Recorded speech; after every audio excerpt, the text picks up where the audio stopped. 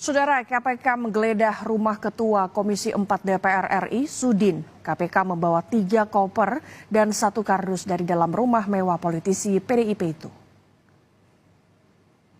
KPK melakukan penggeledahan di perumahan Rafael Hills, Cimanggis, Kota Depok, Jawa Barat.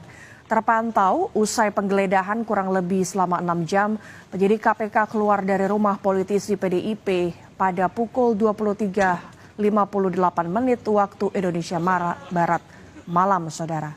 Sejumlah petugas KPK keluar dengan membawa 1 kardus berisi kantong plastik merah serta 3 koper. 1 diantaranya adalah koper besar berwarna hitam. Sudin sendiri berstatus sebagai saksi dan dijadwalkan diperiksa pada Jumat, namun ia tidak hadir dan meminta dijadwalkan ulang.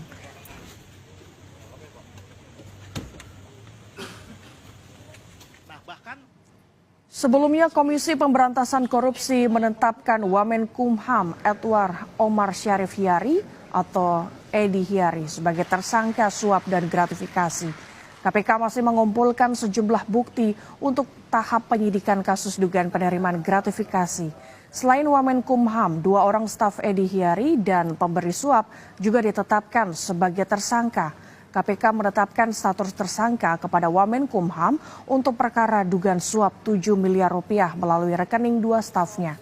Selain itu ada dugaan gratifikasi sebesar 1 miliar rupiah. Kedua perkara itu diduga terjadi pada 2022. Justru Ede lah yang membuka.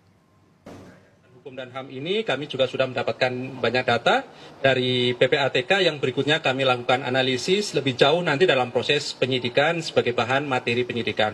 Apa yang kemudian temuan dalam transaksi itu tentu tidak bisa kami sampaikan dalam forum seperti ini karena pada saatnya sekali lagi kami buka seluas-luasnya dan silakan teman-teman ikuti pada proses di peradilan tindak pidana korupsi gitu ya di Tipikor. Kementerian Hukum dan Hak Asasi Manusia buka suara terkait penetapan tersangka terhadap Wamenkumham Edi Hiyari.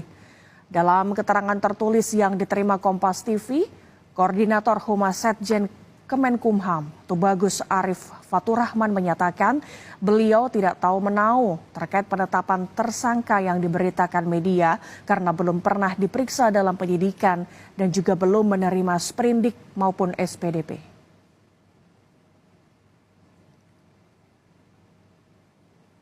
Menko Polhukam Mahfud MD menilai KPK telah memiliki alat bukti yang cukup sehingga berani menetapkan Wamenkumham sebagai tersangka. Menurut Mahfud, penetapan Wamenkumham sebagai tersangka bisa dilihat sebagai